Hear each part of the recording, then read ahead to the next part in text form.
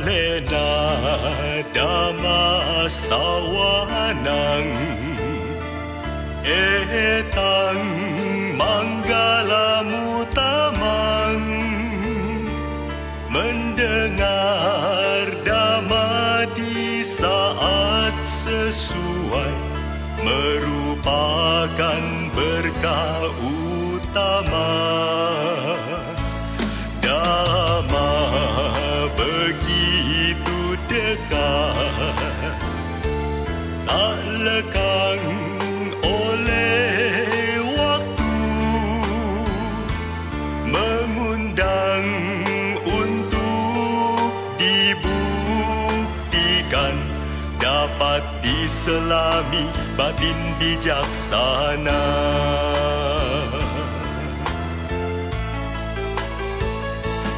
Dama indah pada awalnya, dama indah pertengahannya, dama indah pada akhirnya, menuju pada pembebasan.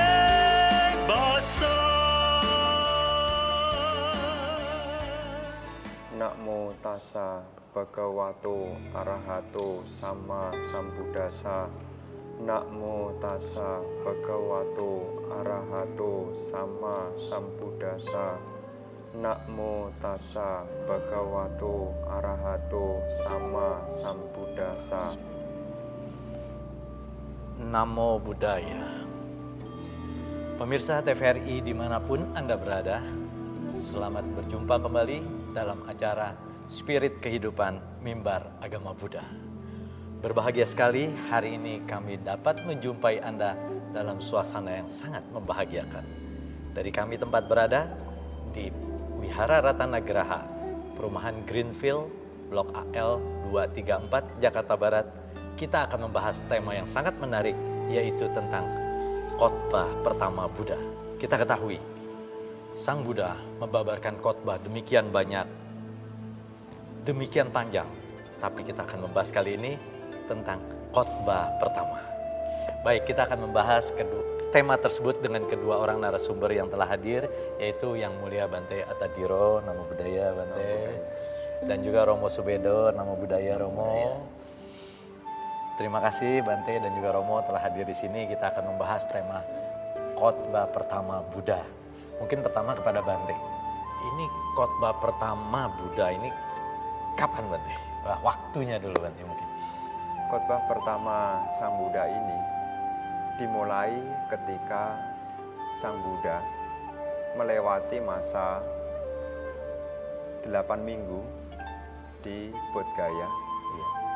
Di saat itu datang sesosok dewa yang dikenal dengan Brahma Sampati. Datang dan meminta agar Sang Buddha ini memberikan dhamma, karena ada sedikit makhluk yang memiliki debu di mata mereka.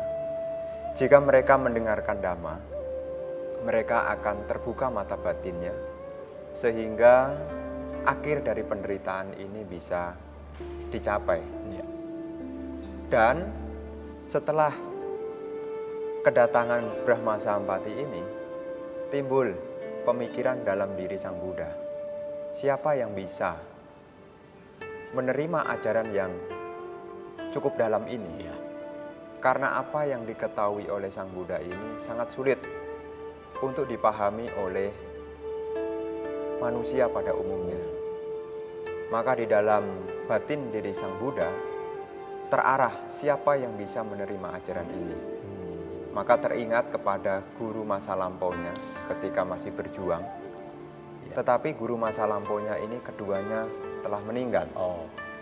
Maka timbullah ingatan kepada 5 orang pertapa yang dulu pernah mendampinginya, yang dikenal dengan Pancawagya. Nah, timbul pemikiran di mana mereka berada. Ternyata mereka berada di Benares. Kalau sekarang itu ada di Varanasi, jadi Benares. Di sanalah Sang Buddha mengkhotbahkan khotbah yang pertama itu kepada 5 orang pertapa. dan tepat saat Purnama Sidhi di bulan Asada. Oke. Maka Ya. peringatan ini itu juga disebut sebagai puja di masa Asada Puja.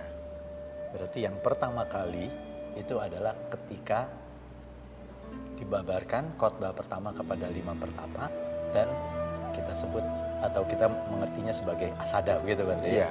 Ya, baik. Kemudian mengenai isinya Bante.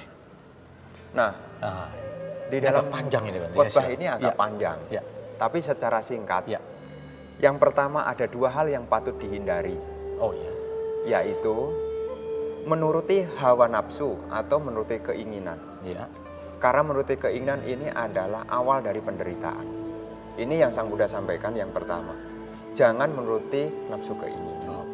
Yang kedua adalah jangan menyiksa diri. Karena 2 hal ini jika dilakukan sama-sama mendatangkan ketidakbahagiaan. Tetapi Sang Buddha menunjukkan ada jalan yang terbaik untuk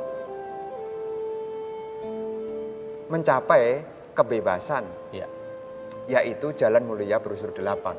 Baik Bante, kita potong sampai situ dulu Bante. Nanti kita lanjutkan lagi pembahasan. Yang penting jangan jalan ekstrim kira-kira Ya. begitu Bante ya.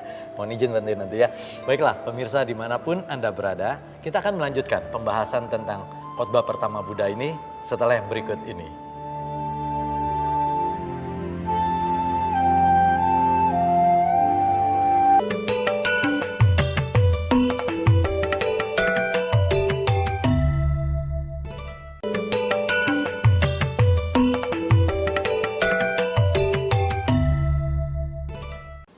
Pemirsa dimanapun Anda berada, terima kasih Anda masih bersama kami pembahasan tentang khotbah pertama Buddha.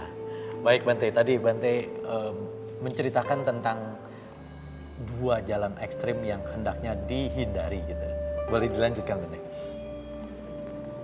Nah, 2 hal ekstrim ini ada sampai sekarang. Ya. Jadi banyak orang yang punya anggapan ketika kehidupannya susah, orang berpikir untuk menuruti kesenangan. Dan ketika dia masih susah lagi, akhirnya memilih menyiksa diri. Oh. Nah, ini adalah cara hidup yang salah. Cara hidup yang salah ini mesti diluruskan dengan cara hidup yang benar. Maka Sang Buddha di dalam khotbah yang pertama ini membuka tentang hakikat kehidupan. Di dalam kehidupan ini ada 4 hal. Yang pertama adalah dalam kehidupan ini ada penderitaan. Yang kedua, penderitaan itu ada sebabnya. Pasti. Dan yang ketiga, penderitaan ini bisa dilenyapkan. Oke. Dan yang keempat, penderitaan ini dilenyapkan ada jalannya. Ada jalannya. Ada jalannya. Jalannya adalah jalan mulia berunsur 8. Ini juga penting ini. Iya. Di dalam jalan mulia berunsur 8 inilah dimulai dari pandangan benar. Ya. Nah, jalan mulia berunsur 8 ini isinya yang pertama adalah pandangan benar, Ya. pikiran benar, Pikiran benar. ucapan benar, Oke. perbuatan benar, Ya. penghidupan benar, usaha benar, perhatian benar, dan konsentrasi benar. Oh, ya. Nah, di dalam hal ini, Sang Buddha menempatkan yang paling pertama di dalam penjelasannya adalah harus memiliki yang namanya pandangan benar. Ya. Karena penderitaan ini harus dipahami dengan benar. Ya. Kalau tidak dipahami dengan benar, Ya. nanti cara mengatasinya nanti salah. Iya.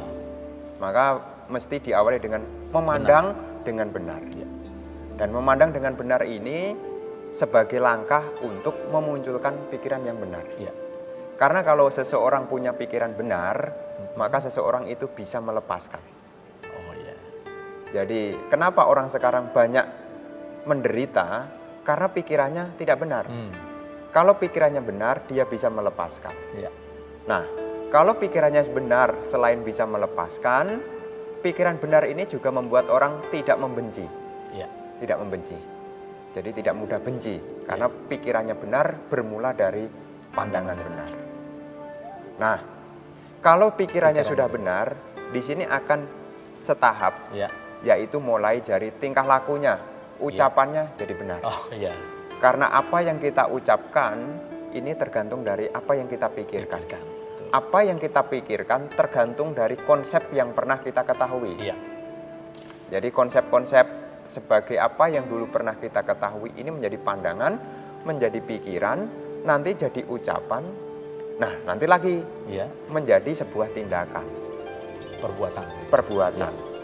Nah perbuatan ini nanti juga berjalan lagi menjadi sebuah penghidupan. Oh.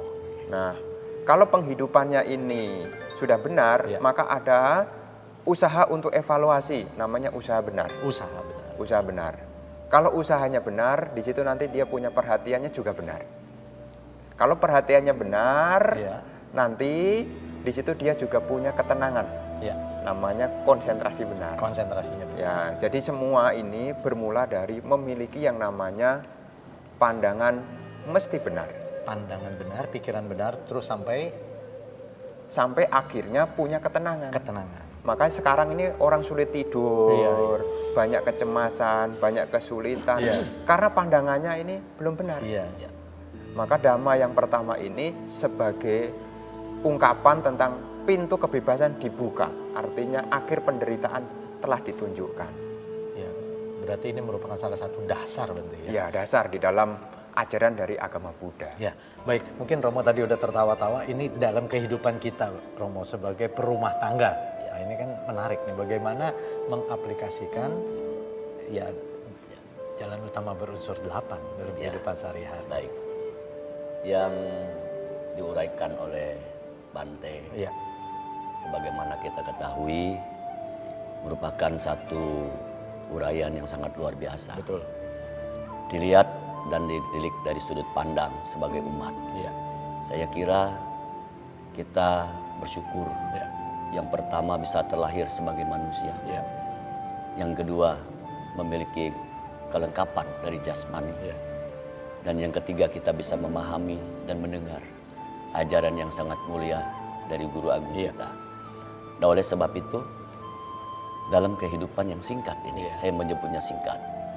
Mari kita bersama-sama untuk memahami dengan jelas Iya. apa yang disampaikan oleh Guru Agung kita melalui khotbah pertamanya. Iya. Tetapi sayang, banyak sekali atau masih ada orang-orang yang mencari kebahagiaan dengan cara-cara yang sedikit keliru. Instan, maunya cepat, Oh iya. dan seterusnya. Maka di sini kalau dia tidak mendapatkan kebahagiaan itu, Ya. timbullah penderitaan. Ya. Tetapi andai kata kita mengikuti, menerapkan dalam hidup ini apa yang disampaikan oleh Guru Agung kita, saya kira tidak ada yang kurang dari hidup kita. Hanya tinggal bagaimana kita dalam hidup ini menjadikan Mempraktekkannya sebagai suatu kebiasaan. satu kebiasaan sehingga kita bisa terbebas dari berbagai bentuk-bentuk penderitaan yang muncul itu. Baik Romo, terima kasih. Nanti kita lanjut lagi Romo Baik. ya setelah ini. Baiklah, pemirsa dimanapun Anda berada, kita akan melanjutkan pembahasan tentang khotbah pertama Buddha setelah yang berikut ini.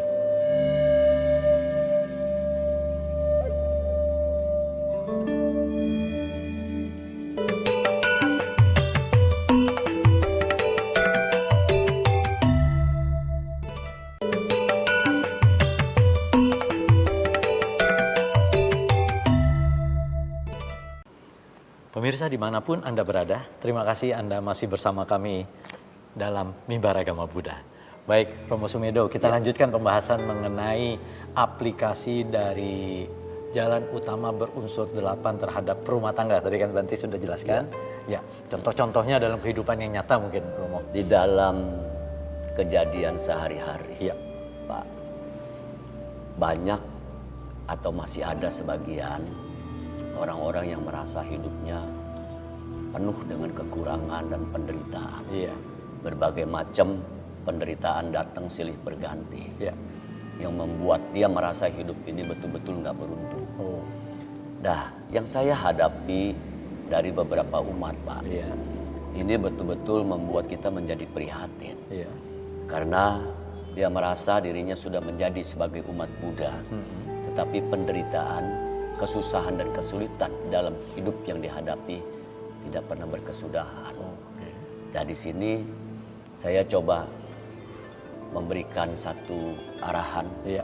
kepada umat tersebut. Ya. Bagaimana caranya agar dia bisa mengurangi sedikit penderitaan Ya. dalam hidup ini. Karena tuntutan dari hidup itu sangat begitu besar. Oh ya. Dan dia merasa gak pernah selalu berkecukupan dalam hal apapun yang dia dapatkan. Ya. Maka di sini bisa jadi menuntut seseorang ini untuk melakukan hal-hal yang bisa menyimpang dari kewajaran. Iya. Maka kalau menurut saya, Iya. yang pertama kali saya merasa sangat beruntung sekali Iya. menjadi siswa Sang Buddha atau menjadi umat Buddha yang mengerti dan mendengarkan khotbah pertama ini. Maka saya berupaya untuk mengurangi keinginan-keinginan yang Ya. begitu besar selalu menuntut kita tidak pernah habis-habisnya. Iya. Baik. Romo, saya kembali lagi nih ke Bante. Baik. Karena ada kata penderitaan. Tadi Bante jelaskan penderitaan di dalam apa itu 4 itu Bante ya. Ya mungkin lebih detail ya Romo ya, Ya, kita baik. dengarkan penjelasan Bante penderitaan Bante. Nah, di dalam 4 kebenaran mulia Ya. atau khotbah pertama Sang Buddha ini disampaikan hanya kepada seseorang yang batinnya telah matang. Oh. Jadi kalau batinnya tidak matang, nanti memahami penjelasan ini terkesan agama Buddha ini pesimis. Karena menyampaikan bahwasanya hidup ini penderitaan. Tapi ketika batinnya ini telah matang, Iya. dia akan tahu. Jadi apapun, dimanapun, kalau tidak memiliki pandangan yang benar, Iya. di situ menjadi awal dari penderitaan. Jadi di mana ada kelahiran, maka di situ akan diikuti dengan penderitaan. Sebabnya apa itu? Nah, di dalam khotbah pertama itu, Ya. Sang Buddha menyampaikan, sebab penderitaan ini adalah nafsu keinginan. Oh ya. Nafsu keinginan, seperti Romo yang tadi sampaikan. Kenapa orang sekarang susah? Karena keinginannya jauh lebih besar. Keinginannya jauh lebih besar. Kenapa seseorang ini bisa punya keinginan? Seringkali orang mengatakan, keinginan itu bawaan lahir. Ya. Tapi sebetulnya keinginan ini ada prosesnya. Keinginan muncul itu diawali dari perasaan. Iya. Jadi perasaan. Dari perasaan timbul keinginan. Kenapa ada perasaan? Karena ada kontak. Oh iya. Nah, di dalam kehidupan sehari-hari, kalau mata melihat bentuk, Iya. telinga mendengar suara, Iya. hidung mencium aroma, jangan cepat-cepat terbawa perasaan. Oh iya. Jadi kalau kita terbawa perasaan, jadinya keinginan meliputi baik atau buruk. Iya betul. Kalau melihat barang bagus, timbul perasaan senang, Oh, iya. timbul keinginan untuk memiliki. Memiliki ya. Kalau tercapai tidak masalah. Kalau tidak tercapai menjadi awal dari Penderitaan. penderitaan. Oh iya iya. Dan seringkali orang sekarang juga jarang merenung. Iya. Kebanyakan mengikuti keinginan.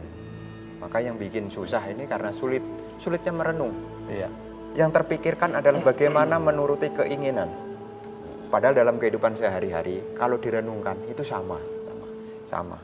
Baju yang kita pakai ini, Iya. warnanya beda, Beda. tapi fungsinya Ya, Sama. Iya betul. kita punya sepeda motor, Iya. punya mobil, jalan kaki. Sebetulnya fungsinya sama Untuk mencapai tujuan. untuk mencapai tujuan. Nah, orang-orang yang tidak punya renungan ini dibuat susah oleh keinginan. Jadi zaman sekarang itu yang Iya. bikin susah hidup ini Iya. ya, itu bukannya sulitnya hidup, tapi sulitnya membendung yang namanya keinginan. Romo Itu yang setuju ya, sulit kayak itu. gitu ya. Jadi Sulit membendung. gini, menjadi menarik Pak Ya. dan Bante. Bante sampaikan kematangan batin. Iya. Iya. Saya kira kita patut bersyukur yang saya sampaikan tadi, bahwa kita dapat mengenal ajaran Guru Agung yang sangat mulia Pak. Iya. Dan kalau kita ingin matang batin kita yang seperti disampaikan oleh Yang Mulia Bante, saya kira ikutilah jalan mulia berunsur 8 ini. Justru Pak, di saat kita merasa selalu kurang, Iya. disitulah kita dituntut untuk memenuhi kekurangan-kekurangan itu